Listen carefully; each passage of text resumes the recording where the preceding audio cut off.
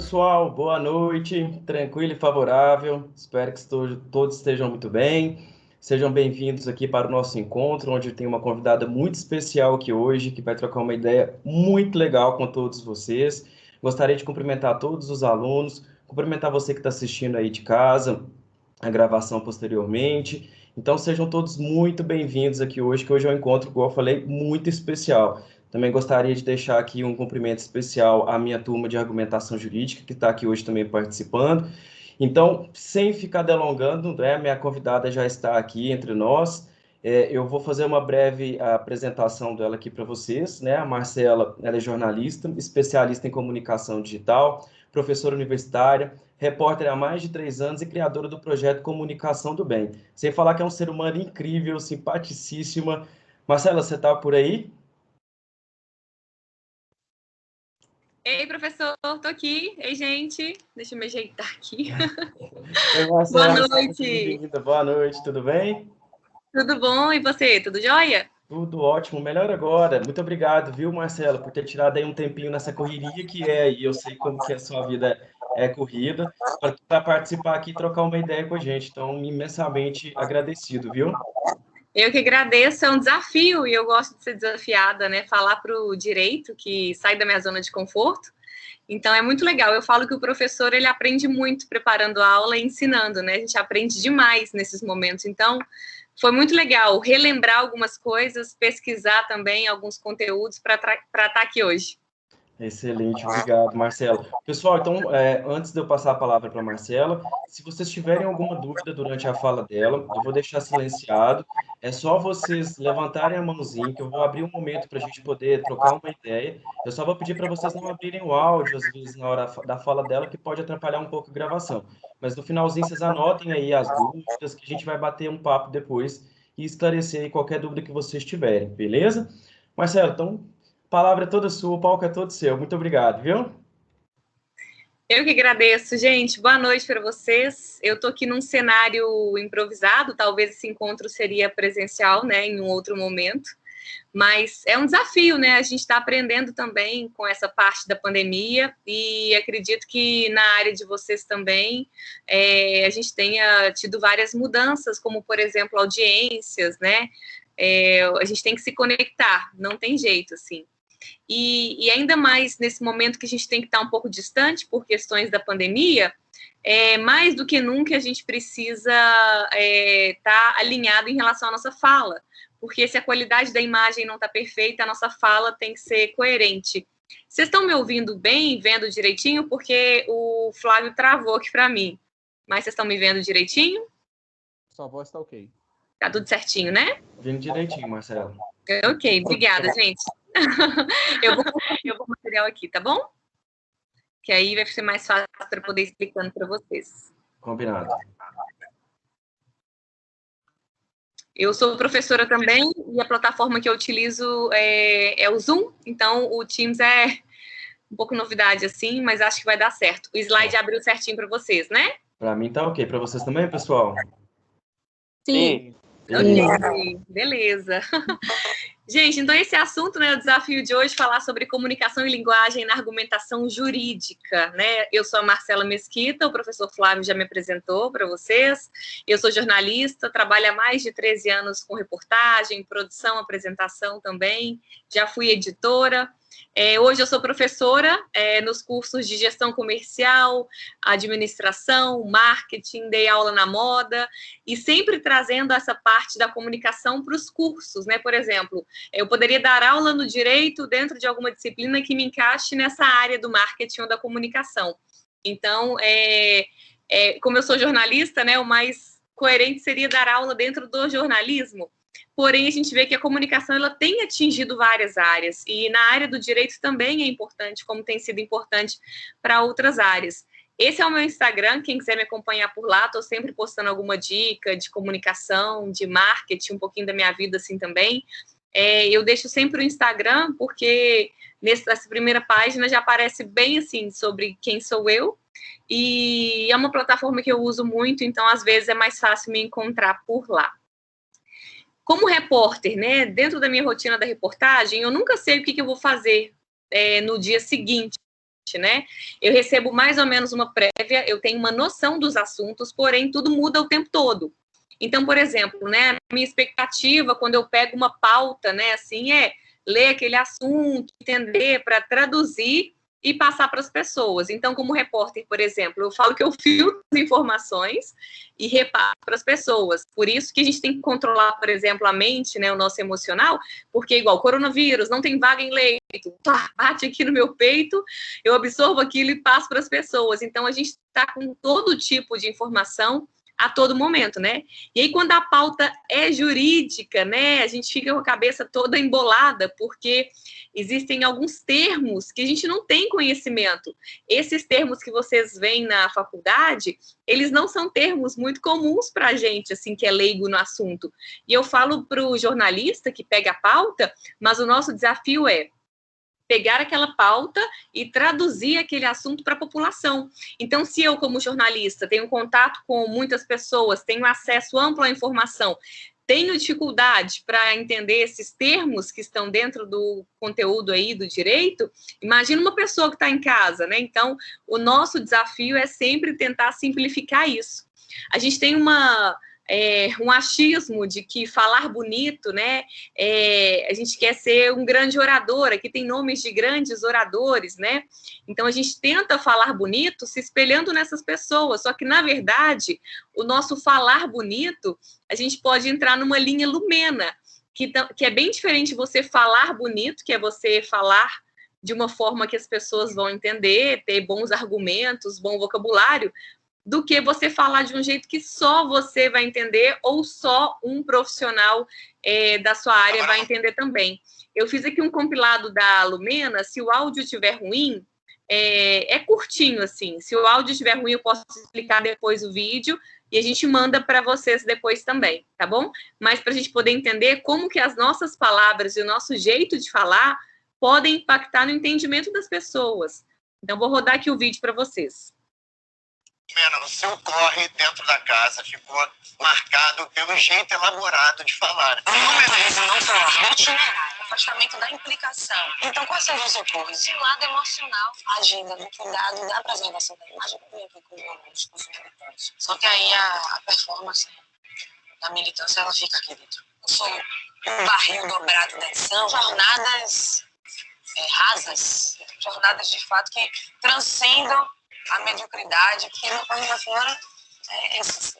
E acabou, sou um mix de periferia de Salvador, eu sou nascida e criada numa periferia de Salvador, e fiz um corre acadêmico, né? Eu sou a mulher da pesquisa, da interlocução, e aí eu somou uma coisa com a outra, deu esse caldeirão de vocabulários. A gente queria fazer um teste com você agora. Será que você lembra para quem falou determinadas frases? Você está agenciando uma pauta coletiva em prol de um BO que é seu. Ah, eu lembro essa daí.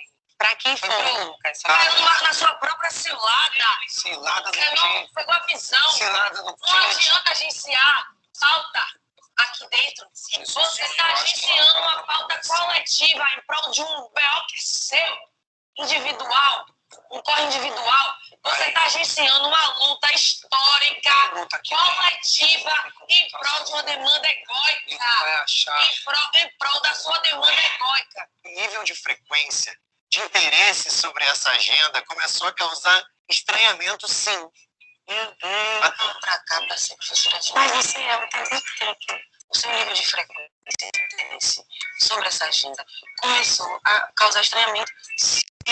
Na hora me apontando sobre minha questão identitária, você está sempre pegando nessa ferida. É a minha ferida estratégica e narrativa para me reduzir essa imagem de muito agressiva, não me reduzir a pegação. Então, vocês conseguiram ouvir, gente? Foi muito difícil de entender o vídeo ou foi ok? Muito difícil. Teve uma falhazinha, assim, há alguns momentos, mas eu acho que deu para poder pegar a ideia, não deu, pessoal? Sim. Ok? Meu vídeo Então, está só facilitado, Marcelo, porque para facilitar o seu slide para não acontecer de travar, tá bom? Sem problemas, tá certo.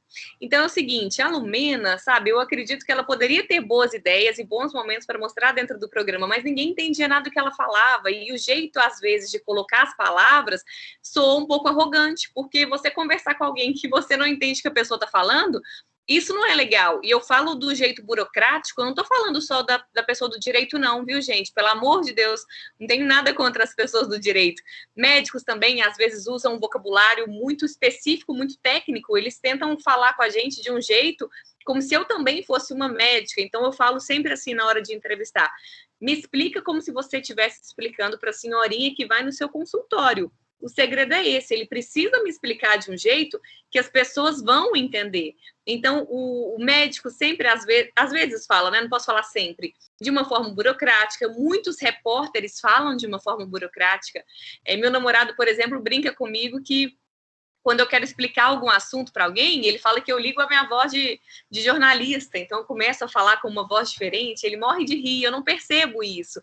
Então, talvez, o jeito de me impor pode intimidar alguma pessoa, né? E a gente vê isso muito também acontecer dentro do ambiente jurídico. Então, por isso que a gente tem que falar de acordo com o que está naquele ambiente, conversando com o juiz, talvez você possa conversar de uma forma mais formal, mas a gente tem que quebrar um pouquinho essas barreiras, já que as pessoas não são obrigadas a ter o mesmo vocabulário que a gente tem. Então, falar bonito não é falar difícil, né? É falar para o maior número de gente com o menor número de palavras. É você falar de forma objetiva e fazer com que as pessoas compreendam a sua mensagem. Então, falar bonito é falar de uma maneira popular e simples. A gente tem 3 exemplos de pessoas totalmente diferentes que conseguem falar de um jeito simples. Eu não concordo com todas as asneiras que o Silvio Santos fala? Não concordo. Mas a gente tem que entender que ele consegue se comunicar com o maior número de pessoas falando de um jeito simples. Então, você falar bem é você saber estar inserido em vários ambientes. O conhecimento intelectual, ele não pode ser usado como uma segregação, né? Algo para poder separar, né? Eu vou chegar aqui no meu prédio, falar de um jeito super diferente que o porteiro não vai entender, né? Eu não sou melhor do que ninguém para falar difícil com aquela pessoa, né? Então, uma fala difícil não me faz melhor do que ninguém. Isso que a gente tem que tentar ter em mente, né? Que o jeito de se comunicar tem mudado. Então, por exemplo, muitas pessoas, não só no direito, mas até no jornalismo também, que são mais antigas, elas têm uma resistência com o que vem de novo, com o que vem de moderno, mas a gente tem que entender que o público vem acompanhando uma era tecnológica, né? Que as pessoas não querem mais conversar com pessoas que falam de um jeito muito complicado. Até porque, se eu falo de uma forma complicada com você que está aí, você tem várias formas de distração. Você pode estar assistindo a televisão, você pode estar na aula mexendo no celular. Então, o legal é eu tentar falar de um jeito que vai prender a sua atenção. Uma pessoa que fala palavras difíceis, se eu não estou entendendo o que ela diz, por que eu vou prestar atenção no que ela fala? Então, a gente tem que tentar simplificar sempre esse processo. Eu gosto de trazer aqui um exemplo da parcimônia. Uma vez, minha mãe parou o carro na garagem, chegou um vizinho, inclusive da área do direito, falou com a minha mãe assim: Maria Ângela, a senhora poderia parar o carro com mais parcimônia. Aí a minha mãe na hora falou assim: tá. Aí ela chegou em casa, pesquisou o significado da palavra parcimônia, que ela nunca tinha escutado essa palavra, e muito menos eu, que era criança, né? Então, na verdade, ele queria dizer para ela que ela poderia parar o carro, né, um pouquinho mais para lá, sem ocupar um pedacinho da vaga, para que ele conseguisse entrar com o carro de uma forma mais fácil. Então, por que ele não falou para ela assim: Maria Ângela, na próxima vez você chega o carro um pouquinho para cá, que vai ser mais fácil para eu estacionar? Não é muito mais fácil as pessoas entenderem? Mas talvez na cabeça dele, ele achou que falando de uma forma mais difícil, ele iria impor um respeito. E não é assim que a gente impõe respeito para as pessoas. Por isso que a gente tem que tentar pensar quem é que está do outro lado. Uma vez, William Bonner fez um comentário que saiu de forma meio preconceituosa, mas eu entendi o que ele quis dizer. Só que o exemplo dele ficou um pouco preconceituoso. Ele disse numa entrevista que conversava com os telespectadores do Jornal Nacional, imaginando que o Homer Simpson estava assistindo. Porque se ele falasse de um jeito que o Homer Simpson iria compreender, ele poderia fazer com que mais pessoas entendessem aquela mensagem, porque o Homer Simpson é uma pessoa simples, de pouco conhecimento e tudo mais. Sou preconceituoso, como se ele estivesse chamando o telespectador, né, nesse sentido, assim, como se a pessoa não entendesse muito. Eu prefiro pensar que eu estou conversando com a minha mãe. Por quê? Minha mãe é uma pessoa inteligente, A minha mãe é uma pessoa um pouco mais velha. Ela tem uma cabeça jovem? Tem, mas ela vai fazer 60 anos. Então, assim, o jeito de conversar, não posso conversar com gírias. Talvez ela não vai entender. Mas se eu conversar de uma forma simples, a minha mãe vai compreender a mensagem. Então, sempre que a gente vai falar em público, fazer um discurso ou uma apresentação, tenta idealizar que você está conversando com alguém que você tem uma intimidade, porque a gente conversa de forma simples com quem a gente tem intimidade. Então, claro, não precisa ser um comentário de forma preconceituosa. Pode ser uma pessoa que você tem uma intimidade. Então, sempre quando eu vou fazer alguma entrada ao vivo, ou dar uma palestra, ou dar aula, eu tento explicar de um jeito que a minha mãe iria compreender a mensagem. E acredito que falando assim para ela, eu consigo atingir um número maior de pessoas. O sotaque é um problema? Muitas pessoas têm medo de falar em público porque tem vergonha de um sotaque. A gente que é mineiro fala mais arrastado, a gente utiliza né, a gente tem vários vícios de linguagem. Antigamente, dentro do jornalismo, pelo menos, eu não sei como era na área jurídica, dentro do jornalismo existia um preconceito em relação ao sotaque. Nós éramos treinados para quebrar o sotaque, para todo mundo ter um padrão. Hoje em dia eu vejo que o sotaque ele é mais bem aceito. Por exemplo, tem uma queimada na Amazônia. Você manda uma pessoa com sotaque do sul para poder ver aquela reportagem, não é a mesma coisa da pessoa que está lá todos os dias acompanhando aquela situação. Então eu acho, na minha opinião, que o sotaque ele mostra que somos um país com diversidade. Eu não acho que o sotaque tenha problema. A gente tem que ter muito cuidado só para não ter um ruído na comunicação.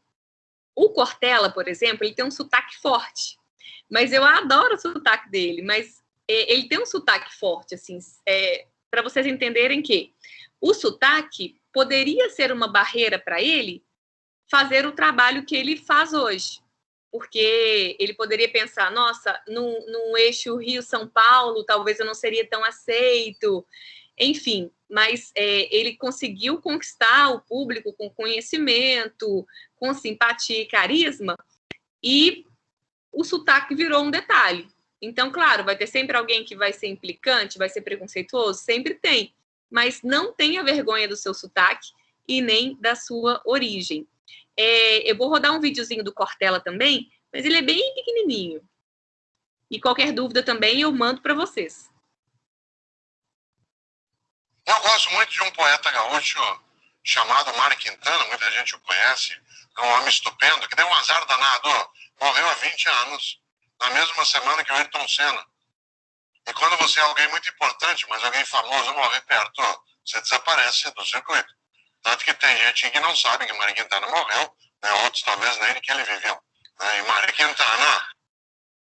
Então passei um trechinho aqui. Um dia pronto. Tem mais um pedacinho. Seja o que tem de ser. Morrer, que me importa? O diabo é deixar de viver.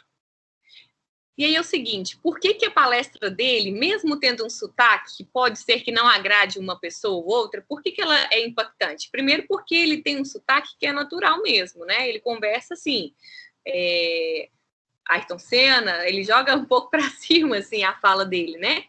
Ele fala de um jeito natural. Ele começa a palestra dele jogando uma questão do humor, que é super legal quando a gente tem um tipo de apresentação. Claro que no âmbito jurídico a gente tem que ter muito mais cuidado com isso, né?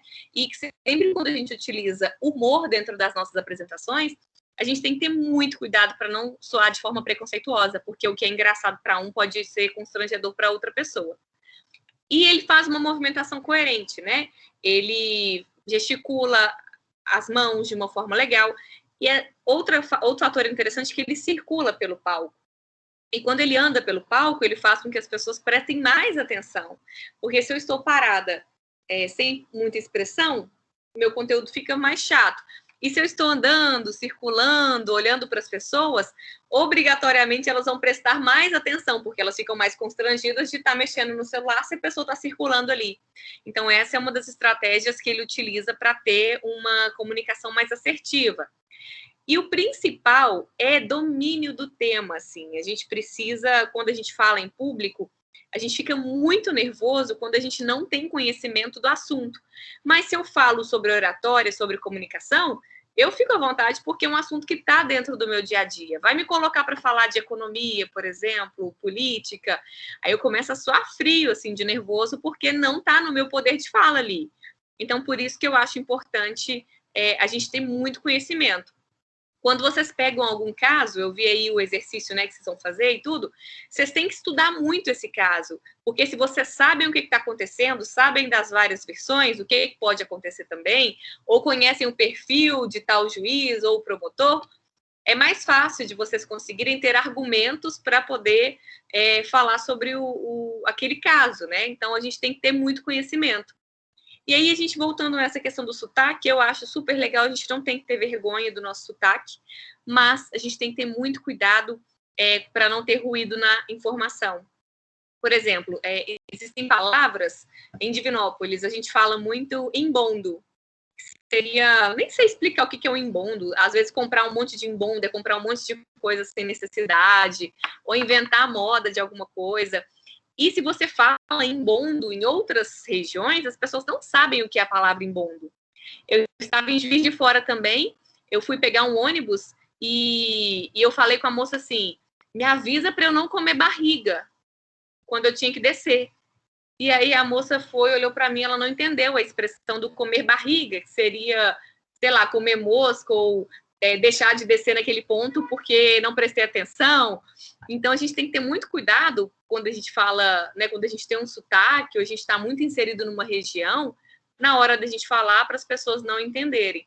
Vou rodar outro exemplo aqui. Vamos mudar meu pensamento, não vem do lixo, vou perder pra basculho, meu amor. O quê? Entendeu? Pra basculho. O que é basculho? Não importa. O que é basculho? Aí a gente vai também para a internet procurar o significado da palavra basculho, né? Ele quis falar uma mulher de baixa extração, mau aspecto, né? Então, ele foi, no meio de uma discussão, falou uma palavra que ela não entendeu.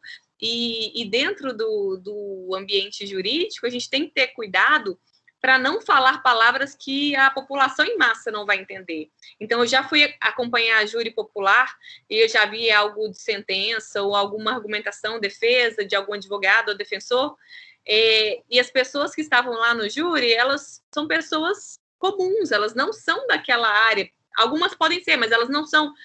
São pessoas que não têm aquele conhecimento técnico. Então, não adianta eu falar de direito, né, para advogado, igual o jornalista. Eu falo muito isso no meu trabalho.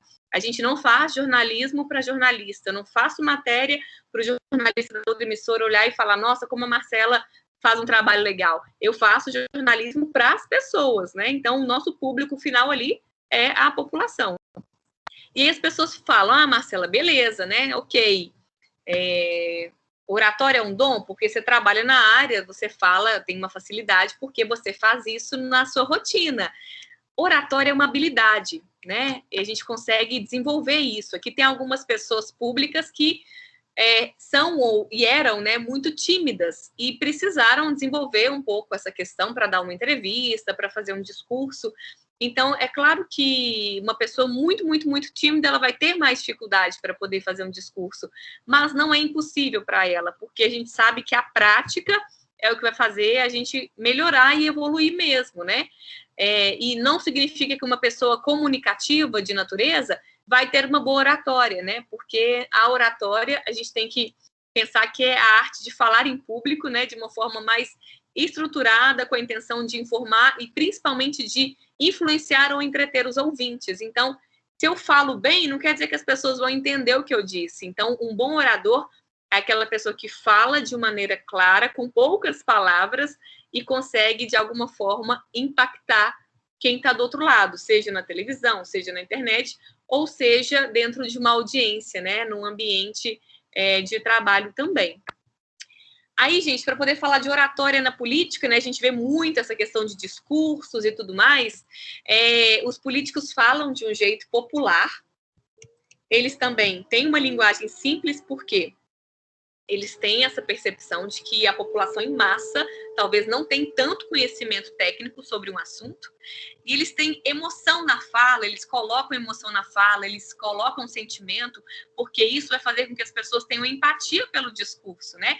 Que as pessoas se identifiquem com aquilo que eles falam. E tem essas duas figuras aqui, sem entrar em mérito político, sem entrar em briga política, né? São pessoas que têm extremos, são muito diferentes, mas que dentro da argumentação, dentro do discurso, tem coisas em comum.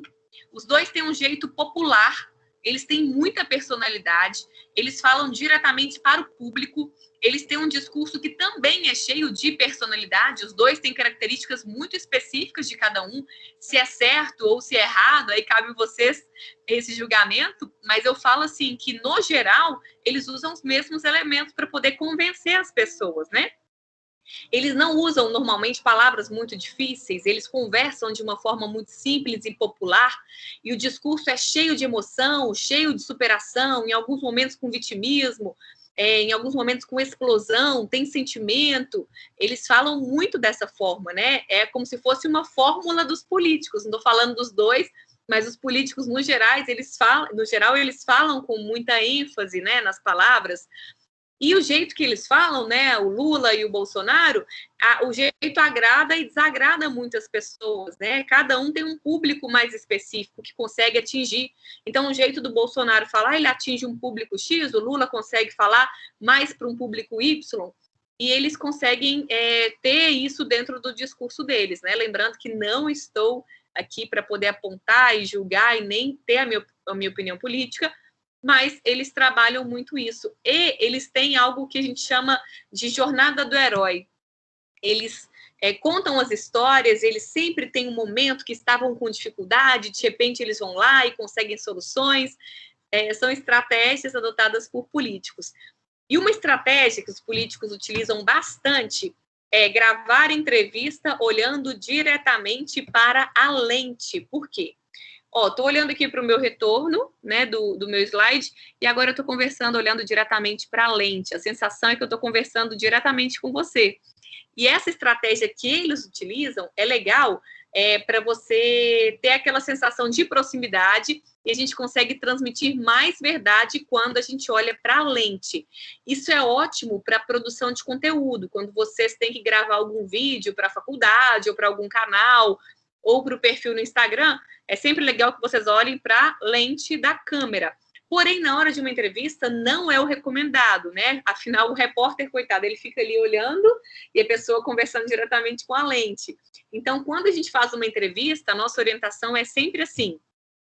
A câmera está focada na pessoa, o repórter vai fazer um movimento que a câmera está aqui, o repórter está bem aqui. É como se a câmera ficasse um pouco atrás do repórter, né? O repórter está um pouquinho de lado e a câmera está um pouquinho atrás. E o entrevistado olha para o repórter, tanto por uma questão de respeito e também porque as pessoas conversam com pessoas, né? Talvez é mais confortável você conversar com alguém do que você fazer essa comunicação conversando diretamente para a câmera, né? Para a filmadora ou até para o celular.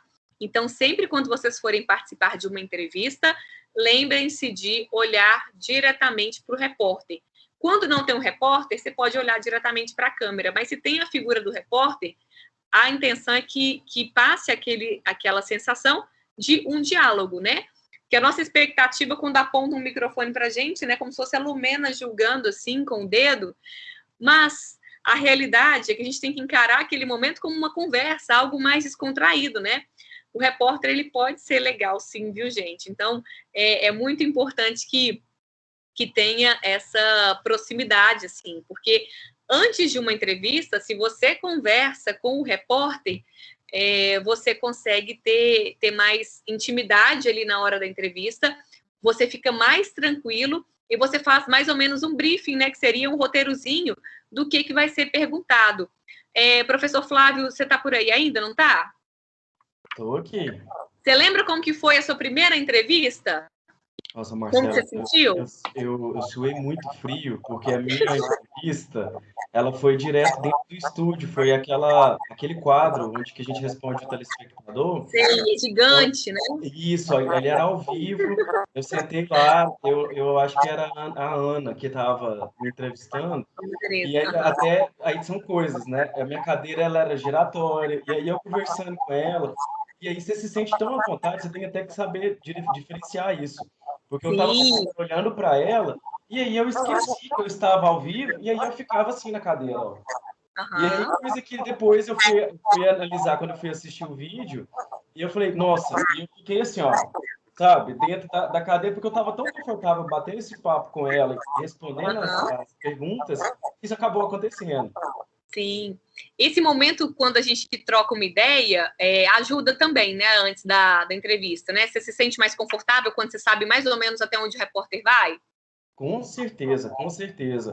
Quando a gente troca aquela ideia, até para poder saber mais ou menos. Eu, por exemplo, que gosto de falar demais, né? Eu gosto de levar as informações mais importantes. Então, a partir do momento que a gente consegue estabelecer esse diálogo, né, com o repórter, a gente sabe diretamente aquilo que você precisa falar, que é aquilo que o público vai precisar ouvir, do que às vezes ficar dando volta em algum ponto. Uhum. Sim, sim. Quando vocês forem dar entrevista, vocês têm que pensar o seguinte, né? O tempo é curto. 3 minutos na televisão, para um bate-papo é curto, para a televisão é até um tempo considerável, assim. Então, é sempre importante se colocar no lugar de quem está ouvindo e será que essa informação é realmente interessante para quem está em casa? Então, essas informações, quando a gente conversa com o repórter antes, isso acaba ajudando bastante no processo. Então, por exemplo, às vezes é muito corrido. Quando o professor Flávio ou algum outro entrevistado que eu já tenho costume, né, já sei como que é a personalidade da pessoa, se ela fala muito, se ela fala pouco, se ela domina o assunto, eu fico mais tranquila, porque às vezes é muito corrido para o repórter, ele tem 4 entradas ao vivo e um tempo muito curto, né? Então, eu já falo assim, Flávio, daqui a pouquinho eu converso com você, aí já chamo outro entrevistado. Então, mas porque esse momento, assim, por mais que seja curto, essa conversa antes, ela é importante. Mas igual o Flávio falou, né? Tem que ter esse cuidado para não gerar uma intimidade demais, e às vezes relaxar muito, ou então ficar muito tenso, né? E eu falo que a primeira vez que a gente dá entrevista, dá um frio muito grande na barriga, a segunda é um pouquinho melhor, e a terceira já vai melhorando. Depois a gente vai entendendo como que funciona. Ah, Marcelo, eu tenho muita vergonha de gravar entrevista, nunca vou conseguir. Eu acho que é algo muito mais da gente parar de olhar para o nosso ego, se a gente fica bem, se a gente não fica bem, se nosso cabelo tá legal naquele dia ou se não tá, e pensar como a nossa informação pode ajudar e pode transformar a sociedade. Então, sempre pensar que o mais importante é o que a gente tem para passar para as pessoas, né? E aí eu trouxe para vocês, então, acho que vai ser legal dentro da disciplina também, que vocês vão preparar uma nota oficial, alguma coisa assim, as dicas para vocês quando forem participar de alguma entrevista, espero que eu entreviste vocês aí, quem sabe, né, depois, futuramente. Primeiro passo, o mais importante é o conhecimento, até comentei isso um pouquinho mais cedo. Tenha domínio do que você fala, né? Quando você está por dentro daquele caso, ele sabe de cabo a rabo aquele caso, tudo que eu te perguntar, você vai saber como contornar, porque você sabe o que é verdade, o que é mentira, o que está ali realmente acontecendo, em qual passo que está aquele processo. Então, conhecimento e domínio do assunto, isso é muito importante. Intimidade é muito legal. Então, tanto você tem uma intimidade ali de conversar com o repórter antes, pode ser que o assunto é polêmico e o repórter não vai te dar tanta aberturazinha, porque ele vai precisar te pressionar, né? Porque a Marcela é legal, mas se o assunto for polêmico, se for algum cliente que realmente estava errado ali, a gente tem que apertar, claro que com toda a educação, mas eu preciso saber dessas respostas. Mas é sempre imaginar que você está conversando com uma pessoa. Se eu parar para pensar que tem milhões de pessoas assistindo o jornal quando eu estou ao vivo, claro que eu vou ficar nervosa. Então, eu sempre penso que eu estou conversando com alguém. E eu sempre penso, como eu falei para vocês, na minha mãe. Então, é mais confortável pensar que você está conversando com uma pessoa, seja o repórter que está ali, do que você parar para pensar que está conversando com milhares de pessoas, né? Para milhares de pessoas. Outra dica que eu acho é a informalidade, né? Você falar de forma simples, a gente até engasga menos nas palavras. Às vezes eu fico preocupada em falar super bonito, falar difícil, né? Aquela questão que a gente conversou. E se eu falar de um jeito simples, eu vou conseguir impactar muito mais pessoas, né? Lembrar que o corpo fala, então cuidado com a cadeira, né, Flávio? De ficar rodando assim, ou uma postura muito assim, ou uma postura muito assim, que passa uma certa arrogância. Ter esse cuidado. Tem pessoas que precisam estar com algum objeto na mão, porque elas gesticulam muito. Vocês têm que encontrar um jeito que vocês se sintam mais confortáveis, assim. Então, é sempre pensar que as pessoas prestam mais atenção no seu comportamento do que no que você fala, né? Então, grande parte do entendimento dentro do processo de comunicação é o visual. Então, ter muito cuidado em relação à postura, aos gestos, para evitar aí qualquer ruído dentro da comunicação. Relacionamento, então, falei também, conversar nos bastidores é super importante, né? Claro que o repórter tem que cumprir o papel dele, mas, assim, se ele tem um relacionamento legal com você, você vai ter mais liberdade, mais intimidade, até para sugerir algum assunto ou algum tópico, né? Repórter tem um pouquinho de birra, às vezes, do entrevistado que quer impor tudo, sabe, assim, da entrevista, porque, né, não é bem assim. Mas eu, por exemplo, eu adoro quando o entrevistado tem uma sugestão de alguma pergunta, porque às vezes ele vai me levar uma pergunta que é recorrente. Então, nossa, Marcelo, um monte de gente ligou no consultório e perguntou, no escritório, e perguntou isso. O que você acha? Você dá uma sugestão para o repórter. Eu acho ótimo, porque se é uma dúvida de várias pessoas, a pessoa que está em casa provavelmente também vai ter uma dúvida nesse sentido. Então, por isso que esse relacionamento é importante, para trocar essas ideias antes da entrevista. Figurino, né? É muito legal que a gente mantenha uma elegância e que a gente mantenha também uma descrição. A minha roupa não pode chamar mais atenção do que a minha fala, mas nada impede que eu esteja com uma camisa legal, um acessório bonito, desde que não chame mais atenção do que aquele conteúdo que eu tenho para poder passar. Mas estar produzido, estar elegante, isso é bem importante, né?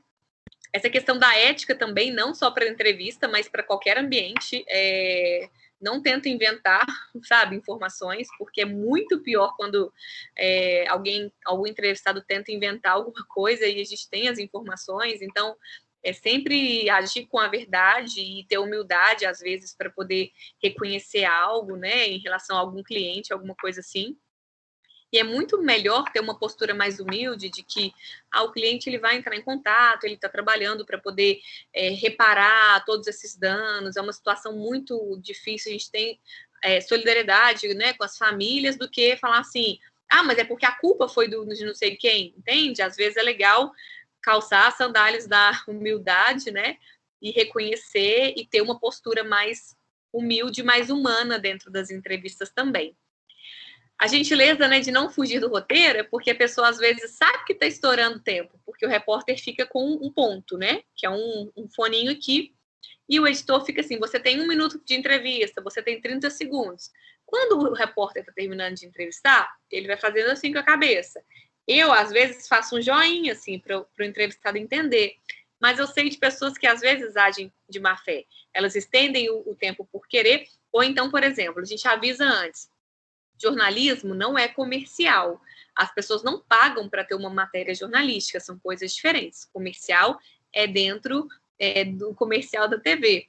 Então, a gente sempre fala, olha, a gente não pode falar a marca que está patrocinando o evento e tudo. A gente não pode ficar falando ações com o nome das empresas, né? Porque isso aí é comercial, não é jornalismo. E a pessoa, às vezes, sabe, vai lá e fala. Então, assim, ai meu Deus, aí na hora, claro, né, eu vou tratar a pessoa com educação na entrevista, mas ela acaba ficando marcada um pouquinho, né? Então, se o combinado não vamos falar o nome das empresas, das marcas, vamos focar na ação que é social, então, assim, né, isso tudo está acordado antes, respeitar o trabalho, né? A mesma coisa do repórter, por exemplo, fazer uma pergunta que está totalmente fora do script. O que também pode acontecer, mas não é uma postura legal e uma postura ética, né? Aproveitar que a pessoa está ali agindo de má fé, vou espremer esse entrevistado e falar de algum assunto assim com ele. Então, por isso que eu acho que tem que ter toda essa questão da gentileza. E o mais importante também, né? Tudo é mais importante, mas esse é o mais importante do mais importante, é a gente ser natural. Não adianta nada eu chegar aqui e fazer uma postura assim, uma voz diferente. Ninguém quer ver a Marcela que está ali no jornal, ou aqui, assim, né, apresentando um jornal na hora de dar aula. Então, por isso que a gente tem que tentar ter sempre essa questão da naturalidade, né, conversar de um jeito, claro, profissional, lógico, né, eu não sou a Marcela que acorda ali e tal, aqui agora, eu estou num momento profissional, mas eu tento não perder essa essência e manter uma naturalidade, né. As vantagens de você perder a sua timidez e participar de uma entrevista, primeiro é que você ganha autoridade, assim, né? Você acaba ficando respeitado como um advogado ou uma autoridade dentro do direito, por participar dessas entrevistas. Isso ajuda muito na questão da credibilidade. Você se torna uma referência naquele assunto. Gera uma mídia espontânea também, porque as pessoas acabam ligando assim, Marcelo, você entrevistou o advogado tal, me passa o contato, eu tô com um problema assim, né? Você acaba ficando reconhecido sem ter que pagar ali para estar naquele momento, né? E você pode também pegar o conteúdo que você participou de uma entrevista e compartilhar nas suas redes sociais. Então, assim, dê entrevistas, por favor, porque para a gente é legal ter pessoas boas para falar dos assuntos, especialistas para falar dos assuntos, e para os profissionais também é legal que eles acabam tendo um conteúdo extra para postar e viram referência mesmo dentro das áreas, né? Mas eu sou tímido, e agora, né? Eu também, ninguém acredita que eu sou tímida, mas tem uma grande diferença daquela Marcela ali de 7 anos para a Marcela que é repórter, né? Eu sempre fui uma criança, trouxe aqui um pouquinho da minha história breve, assim. Uma criança risonha, extrovertida, que queria ser veterinária. Então tá ali a minha foto com o meu cachorrinho Nick Mesquita, que viveu 19 anos. Paixão da minha vida, assim. E queria ser veterinária, mas sempre gostei de comunicação. Então tá aqui o Batman locutor, era meu hobby, ir para o supermercado, ficava atrás, assim, procurando de onde vinha a voz do locutor que fazia as ofertas. E aí, quando eu fui para o jornalismo, porque eu já sabia que eu não seria veterinária, porque eu teria dó de sacrificar os bichinhos, mas que eu tinha algo que batia, assim, da comunicação, eu queria trabalhar nos bastidores. Eu não queria estar na frente das câmeras, porque eu sempre tive o medo, assim, de me expor, de julgar, de errar. Acho que todo mundo tem esse tipo de medo, né? E aí eu virei cinegrafista, fui produtora, trabalhei muito tempo nos bastidores, até que eu fui obrigada por uma coordenadora do estágio a fazer um estágio na reportagem. Meu primeiro estágio foi na Faculdade Pitágoras, na TV da Faculdade Pitágoras. Então, a minha coordenadora na época me disse que, Marcela, você tem que ir para o vídeo, porque o estágio é para você aprender de várias áreas. Eu, ai meu Deus, pelo amor de Deus, Ana Paula, não dou conta, não dou conta, não dou conta. E aí eu virei repórter e me apaixonei por essa parte de contar histórias. E depois eu virei professora, né, que também me ajudou muito nessa questão de fala, né, de saber falar, saber argumentar. Então eu contei a minha história aqui para vocês, né, porque eu acredito muito que ninguém nasce ali, né, igual eu falei para vocês, que a oratória, ela é uma habilidade. A gente consegue trabalhar. E essa que sou eu ali, bem cinegrafista, eu acho que é bem vocês, assim, no início da faculdade também, sem saber para qual área ir, mas a gente tem esse período da faculdade para se desafiar e se descobrir. Então, só para a gente poder refletir, né, tem uma frase, um parágrafo em que eu gosto bastante, que as palavras sempre tiveram o poder de começar guerras, evitá-las, trazer o caos e a prosperidade. Muitas situações podem ser resolvidas apenas pelo modo como lidamos com as palavras. Essa frase, né, essa argumentação vem de Winston Churchill, né, que era primeiro-ministro britânico e tudo mais, falando sobre a importância de você ter uma argumentação através da fala. Ele tomou posse no auge lá da Segunda Guerra Mundial e ele não tinha como, né, combater as questões de Hitler a não ser com as palavras. Então, ele falava muito isso, falou isso no discurso de posse em 1940 e foi um grande orador, mas foi muito criticado na época por muitas pessoas porque era julgado como uma dificuldade de fala e de se expressar. Mas, na verdade, a pessoa que fala em público, ela não tem que ser a pessoa que tem as melhores palavras, as melhores vozes, ela tem que ser uma pessoa que tem uma liderança para poder impactar as pessoas.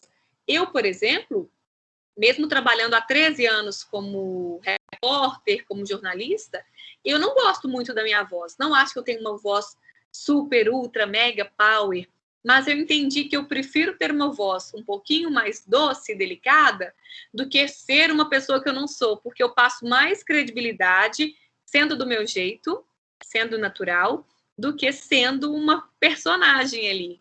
Então, por exemplo, Marcelo, eu tenho muita vergonha do meu tom de voz, não gosto, mas se você conseguir boas argumentações e estratégias para encantar o seu público, tá tudo certo, né? As pessoas não precisam ser perfeitas e a gente nunca vai ser perfeito.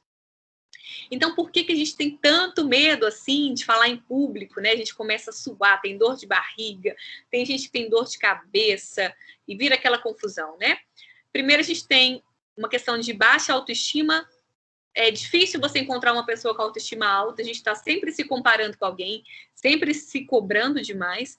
A gente tem muito medo do julgamento das pessoas também, porque eu estou aqui falando para um público diferente, então vocês podem olhar a minha fala, essa menina está falando, não tem nada a ver. A gente está sujeito a julgamento o tempo todo, a gente tem medo disso. E principalmente o medo de errar. Errar dói muito, né? Então, a gente tem um medo muito grande de errar. Só que a gente tem que entender que a gente não é perfeito, né? Que ninguém é perfeito. E que se a gente errar, a gente tem que improvisar. O melhor jeito de improvisar é agindo de forma natural. Esse foi o melhor improviso da minha carreira e o melhor momento que eu já vivi na minha vida e o melhor momento que eu já vivi trabalhando, que foi quando eu estava na rua, fazendo uma reportagem em janeiro do ano passado, pouco antes da pandemia, e eu fui abordada pela Madu, que é essa menininha de 4 anos. Eu vou mostrar para vocês como que foi esse momento, tá? Ulisses, muito obrigada, viu, pelas informações, uma ótima tarde. Kleber, Rua Pernambuco, número 60, no centro. Olha aqui, Kleber, vem cá. Só interromper a entrevista. É que você está ao vivo na televisão com a gente, acredita? Eu volto com você aí, tá? Tem uma pequena telespectadora muito carinhosa aqui, viu, na Praça do Santuário, Kleber. Bacana, Marcelo. Manda um abraço para ela aí. Tá até parecendo, tá até roupa igual, ó. Tudo de rosa, rosa pink. Valeu, um abraço aí para vocês. Tchau, tchau. Bacana demais. E esse momento, até hoje, eu me emociono, assim, porque foi muito especial. Eu poderia ter ficado assim para a menininha. Imagina que horrível que seria, né? Empurrando assim. Ou então, talvez, se eu tivesse mantido ali, as pessoas não perceberiam que tinha uma criança, porque ela era pequenininha, né? Elas poderiam ouvir alguma coisa. Só que na hora, eu não pensei nisso. Baixei ali, não fiz nada demais também, mas baixei ali, conversei com ela e tudo. Ela apareceu na televisão, porque ela queria aparecer na televisão. Ela falava assim, moça, me filma, eu quero aparecer na TV. E aí esse vídeo viralizou, foi parar em vários lugares, em outros países, e foi um momento muito legal. Mas por quê? Porque a gente tem que quebrar aquela imagem de que o jornalista não pode errar, que ele não pode parar, que ele tem que ser perfeito, que ele tem que manter essa pose. Porque as pessoas estão cansadas disso, né? Ninguém é robô. Então, a gente precisa tentar viver de uma forma profissional, porém, se permitindo ter uma naturalidade. Então, se eu tive algum erro, é muito mais fácil... Opa, desculpa, deixa eu voltar aqui, então, continuar a minha fala, do que se eu deixar aquele erro me dominar e começar a ter aquele efeito dominó de errar tudo de uma vez. Então, a gente precisa se permitir ser mais natural, ser mais espontâneo e se permitir errar, porque nem sempre tudo vai sair como estava no script, como estava no roteiro. Uma apresentação que eu faço aqui não vai sair como eu pensei, pode ser que ela saia melhor ou pior. Então, a gente tem que estar aberto para situações de improviso, né? Então, naturalidade, não seja quem você não é. Também forçar uma barra, né, não seria legal. Então, a gente tentar ser o máximo natural possível, né?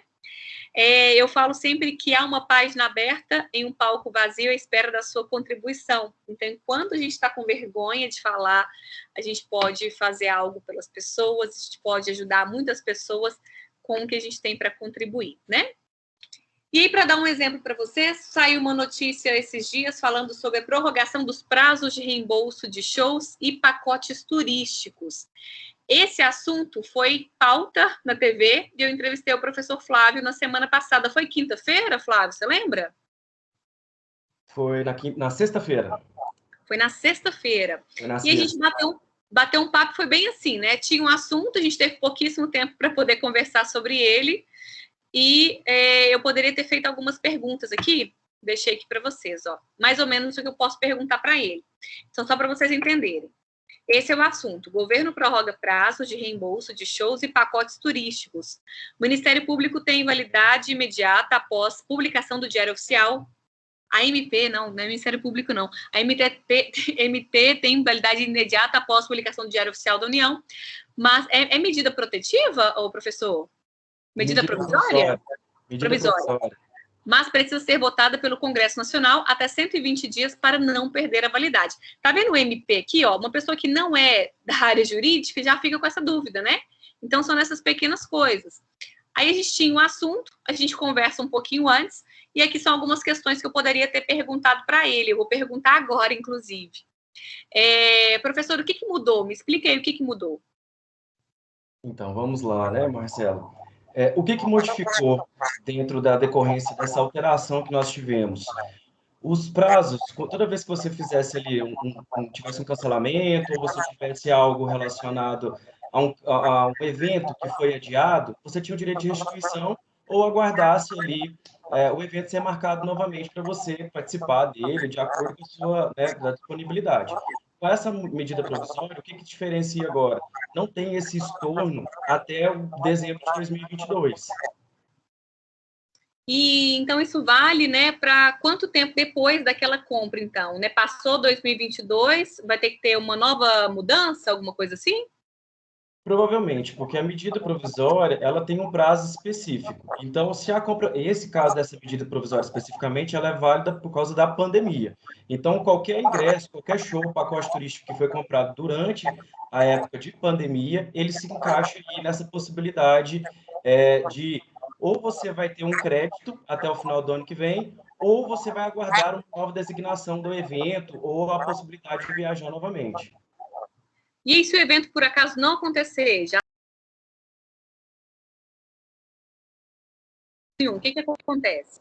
Então, nós temos uma possibilidade aí específica, que seria, se a prestadora de serviço não conseguir nem disponibilizar o crédito, ou nem conseguir marcar o evento novamente, aí sim a pessoa vai ter o direito de reembolso daquilo que ela gastou. E isso é diferente, por exemplo, daquele prazo que a pessoa tem quando ela arrepende de fazer uma compra? Sim, o direito de arrependimento, ele é válido para as pessoas que compram qualquer coisa fora do estabelecimento físico, e ele tem um prazo de 7 dias. Ele não está relacionado com a pandemia, que as pessoas já compraram.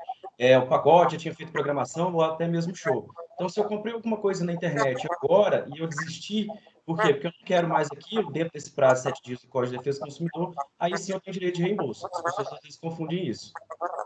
E esse é um tipo de caso, por exemplo, que a pessoa pode procurar o PROCON? Deve procurar para poder fazer essa solução, para buscar essa solução, né, imediata, se onde o site que ele comprou se recusar a devolver o dinheiro de acordo com o código, ou se encaixar em qualquer uma dessas hipóteses também, criar qualquer outra circunstância que não seja o cumprimento da medida protetiva, da medida provisória. Tá vendo, ó? Falou, deu uma engasgadinha, consertou ali. É isso. Igual eu falando, Ministério Público, não, peraí, MP, não, tá errado. Medida protetiva, não, provisória. Ok. Não, no ao vivo, a gente teria conversado antes, no meu caso, né? E aí eu teria falado assim, não, então é medida o quê? Aí você explicaria o que era. Beleza, aí entraria ali. Durante a fala, trocou alguma palavrinha, é isso. Ó, corrige e bola para frente. Esse bate-papo aqui durou mais ou menos 2 minutos e 30, que é mais ou menos um tempo de uma entrevista. Então, por exemplo, a gente troca uma ideia sobre essas questões, eu pergunto mais ou menos antes o que vai ser abordado e tudo. Aí eles me falam assim, Marcela, você tem mais um tempo. Ah, deu um problema aqui, vai conversando, vai conversando. Aí o que eu faria? Isso acontece muito. Então, vamos só reforçar para quem está em casa aqui para ficar mais fácil.